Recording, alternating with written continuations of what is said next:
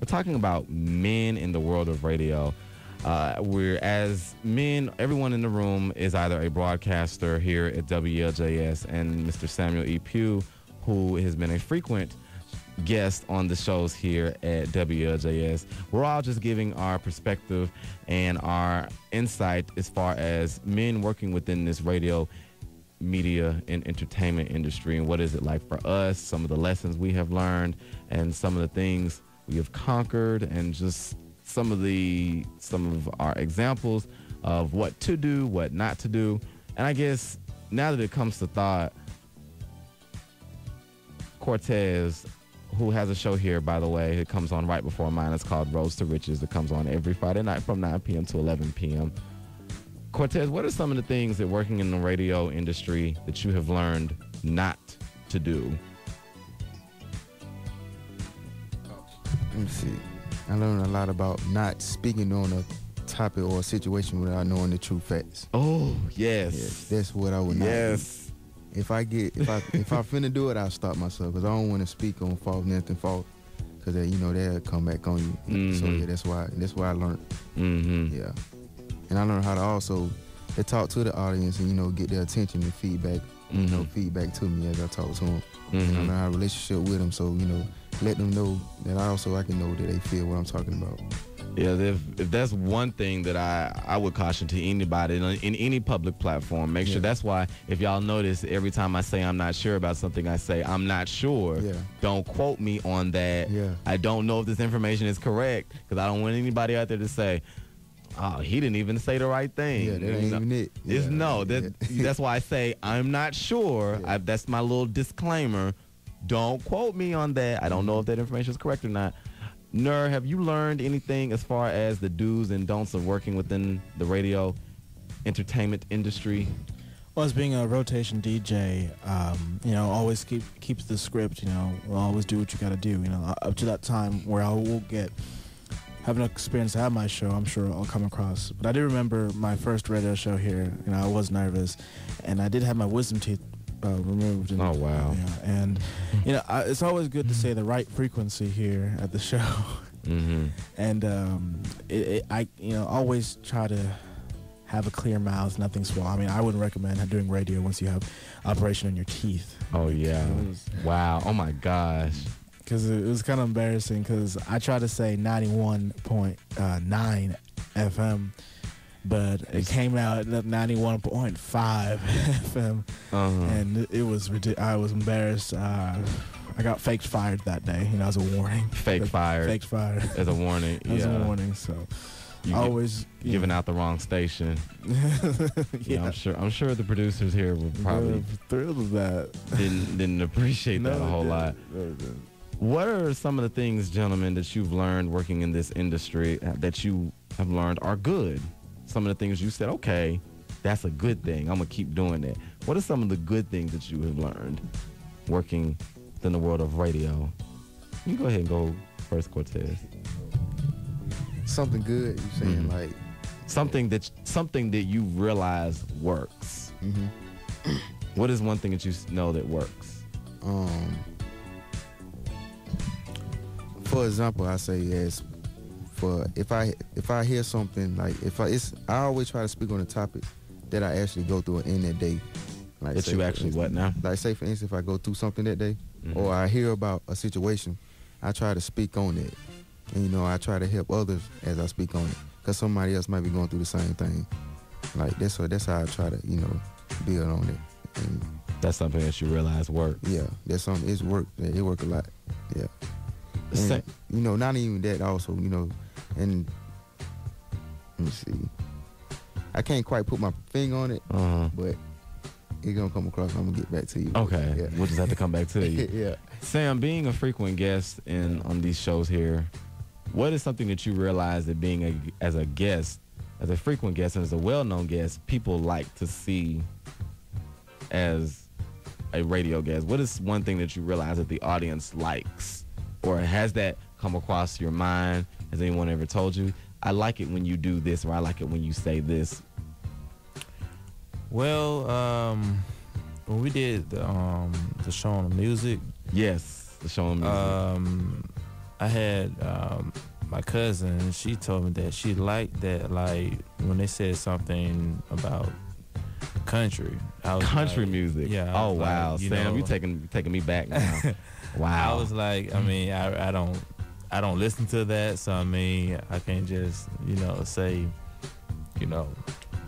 I couldn't just like agree with that, like whatever which guy was saying that day, because I mean I don't listen to the music, so I mean I can't just say I get crunk on that music or something like that. I said I don't listen to it, and so like she liked it. I didn't say I listen to it all the time, like just She liked that you didn't lie. yeah, I was just real. Like I don't listen to that music, like really. I mean that's just not something I listen to. And that you did not have a problem in saying that you didn't listen to country music. Yeah, because some people, I mean, some people lie for no reason, Yeah. Yeah, I know how it is.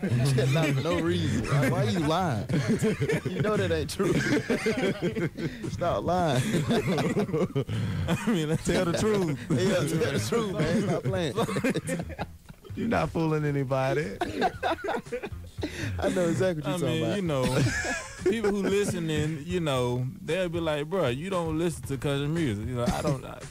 I've never heard any country song, but okay, now they gonna go there. And unless But, you're trying to impress somebody, oh yeah, I listen to that too. We should listen to it together and stuff.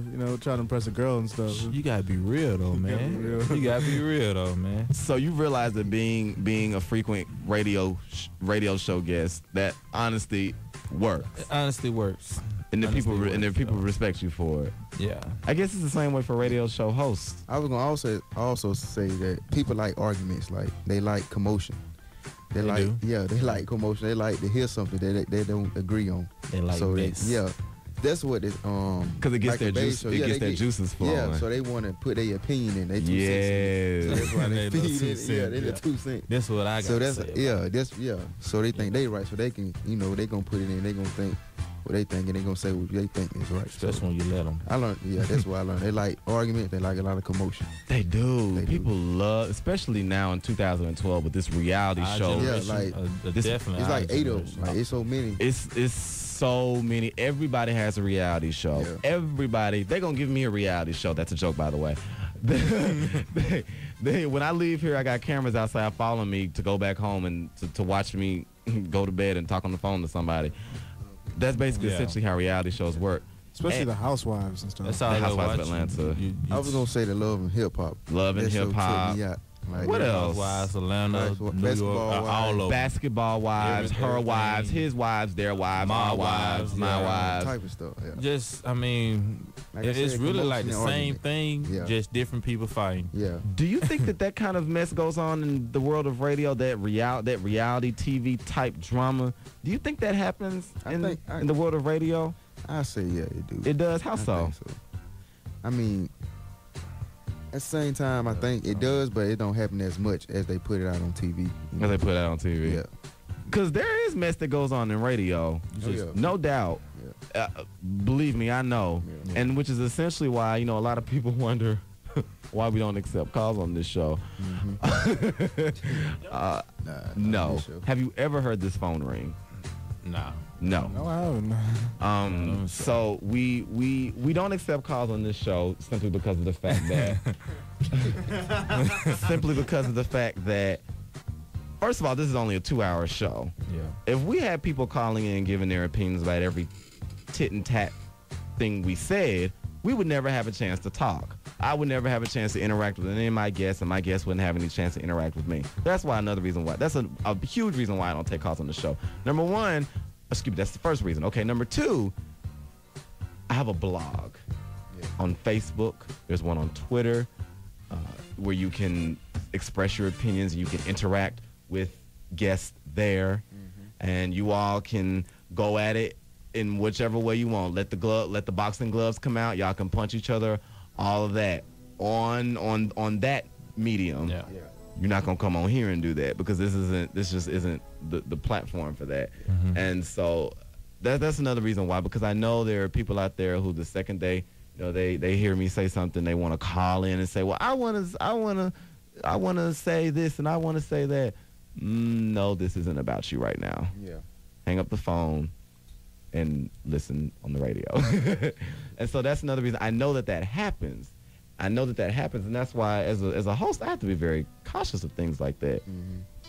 To not let, and another thing too, I would not want somebody to say something on the air that could jeopardize not only the show but the entire station. Yeah. I would want somebody to call into the show and say something they had no business saying, say something out of line, inappropriate, and it's like, oh my God, I cannot believe this person just said that. Yeah. And I'm the one that has to deal with it. See, that person, all they gotta do is hang up the phone and go right back to listening. They don't have to worry about it. I'm the one that's got to deal with it later, and the station has to deal with it. That's another reason why I just do not do that. I stay away from that altogether. Yeah. Maybe when hopefully sometime in my career when I can get on a larger platforms like the Michael Baden Show, the Tom Joyner Morning Show, or something like that. Don Iman, Steve Harvey, those, when I get that big, then I'll accept, opinions and people from callers, and I'll accept opinions from callers, but right now I'm just not doing it. It's not the time for that. So, strides in the world of radio. Strides is in big things that have happened with male radio talk show hosts. How many of you all remember the Jenna 6 incident back in 2007? Does that name ring a bell whatsoever? Oh, yeah. Jenna 6? Any of y'all remember that, Cortez? You kind of, sort of. Yeah. Well, let me explain to you what the Jenna 6 was. That was something that was put out to the nation by radio talk show host Michael Bateson. He comes on, I believe it's from 2 p.m. to 3:30 or 2 p.m. to 4 p.m. weekdays. I'm not sure when Michael Bateson, I think it's right around that time frame. Anyway, national radio talk show host Michael Bateson, he advertised on his show, or he mentioned on his show, not even just mentioned, but he basically sparked this huge controversy called the Jenna 6 March. It was a march in which almost 20,000 people from across the country came to a small city in Louisiana called Jenna, Louisiana, to defend the charges of 6 African-American teenagers who Michael Bateson felt unfairly received charges of second-degree attempted murder after beating a white teenager at Jenna High School. Bateson and his protesters who were at this march maintained that Caucasian youth in the city had been involved in similar situations were treated leniently. In other words, they didn't get these serious charges when the Caucasian teenagers in the city didn't get these serious charges, unlike the African-American teenagers. And I remember, this is history for me, because I remember I was in the 10th grade, and I remember that, I know this show comes on sometime during that time, because I know I would always listen to the show when my mom would used to come pick me up from school and we would go home. I remember every day that around this time I would hear something about this Jenna 6. And I remember on one particular day, Michael Bateson said on his show, everybody in the country wear black to support this effort. Does that sound a little more familiar now? Yeah, everybody wear the color black to support this movement. And I remember I wore my black to school that day, and I remember my mother told me just go to school and just wear the black. You don't have to say anything in class. You don't have to open your mouth and say, oh, well, this guy named Michael Bateson said everybody wear black. She said just go to school and just, be cool about it. So these are some of the strides that have been made just in the platform of radio. This man was able to get 20,000 people in the small town of Jenna, Louisiana. I bet those people down there were like, who in the devil are you all coming to our look? Could you imagine 20,000 people in the city of Jacksonville? That's a lot of people. Jacksonville, Alabama, for everyone listening around the country, Jacksonville, Alabama is probably about what, 15 miles long? If that, you could literally walk the entire city of Jacksonville in less than a couple of hours. Yeah. It's not that far. And so, the city isn't that big. And so 20,000 people, I can only imagine. In Jenna, Louisiana is smaller than that. And the fact that he was, as a radio show host, that's inspirational to me. Yeah. The fact that he was able to speak about this case on his show, and he was able to get 20,000 people to defend the rights and to defend the case of these 6 teenagers. That's inspirational to me. Yeah.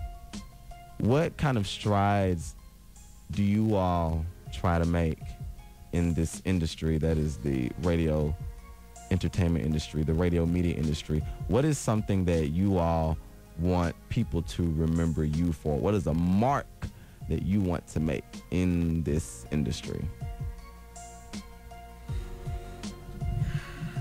Well, for me, it's just being known to entertain people. You know?